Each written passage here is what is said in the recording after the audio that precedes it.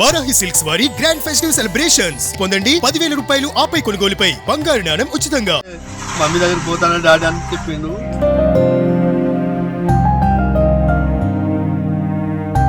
2 days లో మనం ఇక్కడ అందరం ఇక్కడ ఉంటాం డాడీ అని చెప్పిండు.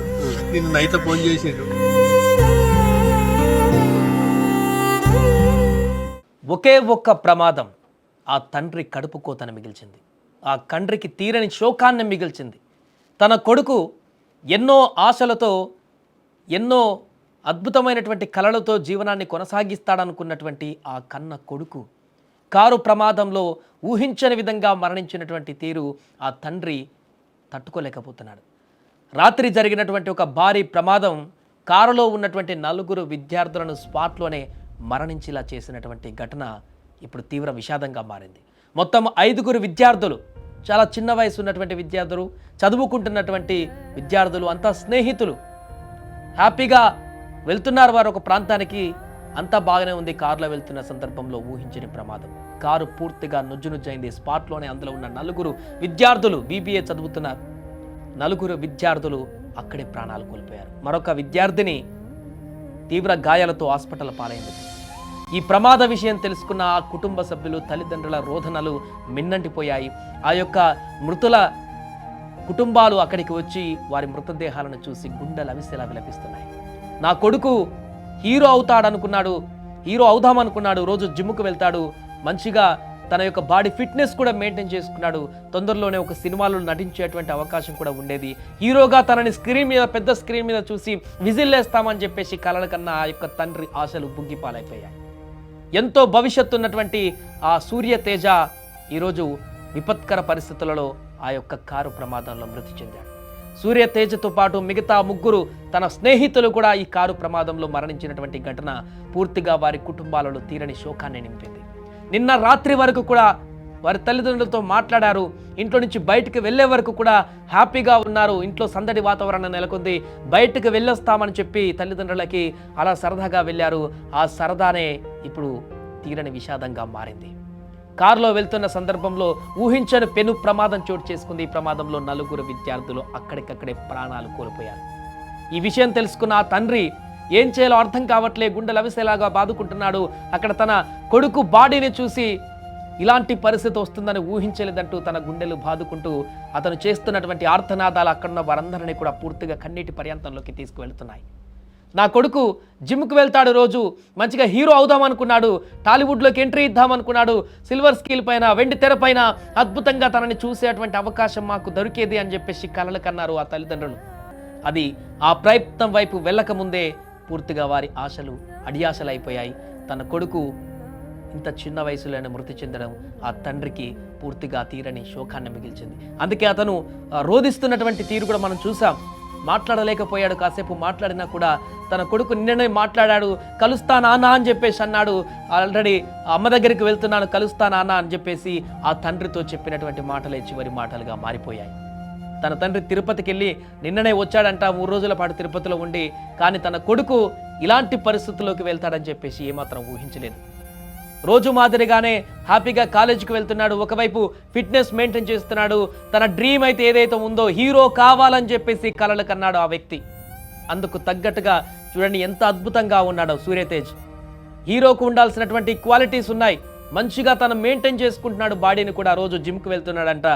అద్భుతంగా ఒక హీరోకు ఉండాల్సినటువంటి లక్షణాలన్నీ కూడా నేను పెంపొందించుకోవాలి, హీరోలాగా గ్లామర్ పెంచుకోవాలి, హీరోలాగా యాక్టింగ్ చేయాలి, వెండి తెరపైన అద్భుతమైనటువంటి యాక్టింగ్తో నేను ఒక స్టార్గా మారాలని చెప్పేసి ఎన్నో కలలు కన్నటువంటి ఆ యువకుడు ఈరోజు పూర్తిగా ఈ లోకాన్ని విడిచిపెట్టి వెళ్ళినటువంటి ఘటన. ప్రమాదం ఎప్పుడు ఏ రకంగా ఎలా ముంచుకు వస్తుందో తెలియదు, కానీ ఆ ప్రమాదం ఒక జీవితాన్నే పూర్తిగా ఛిద్రం చేసేటువంటి పరిస్థితి, ఒక కుటుంబ ఆశలనే సమాధి చేసేటువంటి పరిస్థితి, కన్నవారి పేగును తెంచేటువంటి పరిస్థితి, ఎంతో మంది స్నేహితుల యొక్క గుండెల మీద ఒక బాధను మిగిల్చేటువంటి పరిస్థితులకి ఈ యొక్క ప్రమాదాలు దారితీస్తున్నాయి. రోడ్డు మీదకి వెళితే మరలా తిరిగి ఇంటికి వస్తామా లేదా అనేటువంటి పరిస్థితులు ఈరోజు చాలా వరకు మారుతున్నాయి.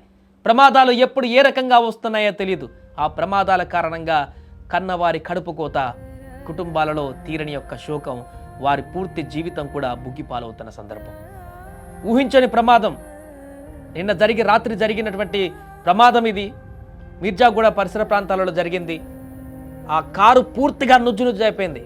ఎంత వేగంతో ఉన్నారో తెలీదు, లేకుంటే ఆ ప్రమాదం జరిగే సమయంలో ఎదురుగా ఏదైనా వెహికల్ వచ్చిందో తెలీదు, లేకుంటే మంచు కప్పేసిందో తెలీదు, ఏం జరిగిందో కానీ ప్రమాదం మాత్రం తీవ్ర స్థాయిలో జరిగింది. పూర్తిగా కారు నుజ్జు అయిపోయింది. అందుకే స్పాట్లోనే 4 చనిపోయారు. కారు కూడా అలాటప్ప కారు కాదు, అన్ని సేఫ్టీ ప్రికాషన్స్ ఉండేటువంటి కారు అయినా కూడా అది నుజ్జు అయిపోయిందంటే ఎంత భారీ ప్రమాదం చోటు చేసుకుందో చూడండి. ఇప్పుడు ఆ తల్లిదండ్రుల ఆర్తనాదాలు తీర్చేదెవరు? ఆ తల్లిదండ్రుల బాధను తగ్గించేదెవరు? వారు రోధిస్తున్నటువంటి తీరును ఆపేదెవరు? సూర్యతేజ్ మరణం అతని జీవితాన్ని కోల్పోవడమే కాదు, ఈరోజు వారి తల్లిదండ్రుల జీవితాన్ని కూడా పూర్తిగా ప్రశ్నార్థకరంగా మార్చింది. ఆ తండ్రి అయితే ఎన్నో కలలు కన్నాడు, బంధువుల వద్ద లేకుంటే సమాజంలో నా కొడుకు ఎంతో ఉన్నతమైనటువంటి స్థానానికి చేరుకుంటాడు, ఎంతో అద్భుతమైనటువంటి జీవితాన్ని గడుపుతాడు, మాకు ఇంకా మంచి పేరు సంపాదించి పెడతాడు, తను అద్భుతమైనటువంటి జీవితాన్ని చూసి మేము సంతోషపడాలనుకున్నటువంటి ఆ తల్లిదండ్రులకి, ఆ తండ్రికి ముఖ్యంగా ఈరోజు తన కుమారుడి చితి పేర్చవలసిన పరిస్థితి వస్తుందని చెప్పేసి కూడా ఏనాడు ఆ తండ్రి అనుకొని ఉండడు. అందుకే గుండెలు అవిసెలు అక్కడ రోధిస్తున్నాడు. తీవ్రమైనటువంటి తన రోదనతోటి ఆ పరిసర ప్రాంతాలన్నీ కూడా మిన్నటిపోయాయి. తన బాధను తగ్గించేటువంటి ప్రయత్నం ఎవరు కూడా చేయలేకపోతున్నారు. అంత తీవ్రమైనటువంటి బాధతో తన కొడుకు పోయాడనేటువంటి విషయాన్ని కూడా తను ఇంకా జీర్ణించుకోలేక తీవ్రమైనటువంటి బాధతో అక్కడున్న ఆయన మాట్లాడుతున్నటువంటి తీరు ఒకసారి ఆ బయట మళ్ళీ చూద్దాం.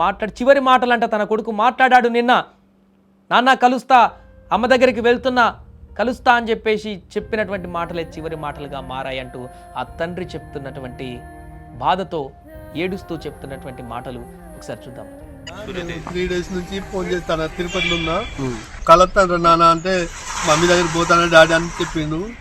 ఆ నాన్నకి ఏం తిన్నాడు, అది జిమ్కి వెళ్తా అంటాడు. 2 days లో మనం అందరం ఇక్కడ ఉంటాం డాడీ అని చెప్పిండు. నేను నైట్ ఫోన్ చేసిండు, ఇక ఏం చెప్పలే, వాళ్ళ ఫ్రెండ్స్ వేరు, కాలేజీ ప్రిన్సిపాల్ చెప్పిండు పో అంటే సరే నైట్ డేట్ మీద ఇక్కడ వెళ్ళేస్తా అని చెప్పిండు. అంతే, ఏం తెలియదు. ఫీవర్ జిమ్ ఆయన హీరో చేస్తామని తెలుస్తుంది. ఎంతమంది అండి మీ పిల్లలు? బాబు పాప. కాలేజీలో ఏం చదువుతుండు ఇప్పుడు? 3rd year. ఏది ఇంజనీరింగ్? బీబీఏ చదువుకుంటున్నటువంటి విద్యార్థి 2 రోజుల్లో కలుస్తా నానా అని చెప్పిన మాటలు చివరి మాటలుగా మారాయి. అమ్మ దగ్గరికి వెళ్తున్నానంటూ చెప్పిన మాటలే చివరి మాటలుగా మారాయి. నిన్న రాత్రి కూడా తన కొడుకు తనతో ఫోన్లో మాట్లాడారు, ఇలా బయటికి వెళ్తున్నాం ఫ్రెండ్స్తో అని చెప్పేశాడు అని చెప్పేసి కూడా అతను రోధిస్తున్నటువంటి పరిస్థితి మనం చూస్తున్నాం. ఆయన ఊహించలేదు ఇలాంటి పరిస్థితి. సరదాగా ఫ్రెండ్స్తో బయటకు వెళ్ళారు, సరే అప్పుడప్పుడు ఫ్రెండ్స్తో అలా బయటకు వెళ్తే అలా కొంత రిలీఫ్ ఉంటుందని చెప్పేసి అనుకుంటాడే తప్ప ఏ తండ్రి అయినా కూడా ఇలాంటి మృత్యువు వెంటాడి వేటాడి కొడుకును పూర్తిగా ఈ లోకాల నుంచి కూడా దూరం చేస్తుందని ఏ తండ్రి కూడా ఊహించాడు కూడా. బీబీఏ 3వ సంవత్సరం, ఇంకొక సంవత్సరం బీబీఏ కంప్లీట్ చేసి మంచి ఉద్యోగంలో ఉండి, లేదంటే తనకు నచ్చినటువంటి ఇంట్రెస్ట్ ఉన్నటువంటి ఆ సినీ ఫీల్డ్, రోజు జిమ్కి వెళ్తాడంట, బాడీ ఫిట్నెస్ చేసుకుంటాడంట, సినిమా హీరో అవుదామని చెప్పేసి కలలు కనేవాడంట. ఏమో రేపటి రోజున తనే ఒక స్టార్ హీరోగా మారేవాడేమో, అద్భుతమైనటువంటి నటన చూపించి వెండి తెరలో తన ఒక మైలురాయిగా నిలిచేవాడేమో. భవిష్యత్తులో ఏం జరిగేదో కానీ ఆ భవిష్యత్ అంతా కూడా ఇప్పుడు అంధకారంగా మారింది. ఆ తండ్రి యొక్క బాధను ఇప్పుడు ఎవరు తగ్గించేటువంటి పరిస్థితి లేదు. పూర్తిగా తన తండ్రి రోదనను మిన్నంటిపోయాయి. తనకు 2 పిల్లలు ఉన్నారు, ఒక బాబు ఒక పాప అని చెప్పేసి అంటున్నాడు. తన కొడుకు ఇప్పుడు లేకపోవడంతో పూర్తిగా ఆయన ఆవేదనలోకి కూరుకుపోయినటువంటి పరిస్థితి అయితే ఉంది. అక్కడికి వచ్చినటువంటి మిగతా కుటుంబ సభ్యులు మిగతా 3 చనిపోయారు. ఆ యొక్క కుటుంబ సభ్యులు కూడా ఇదే రకమైనటువంటి బాధను అక్కడ వ్యక్తపరుస్తున్నారు. కలుస్తాను నాన్న అంటే మమ్మీ దగ్గర పోతాను డాడీ అని చెప్పిండు.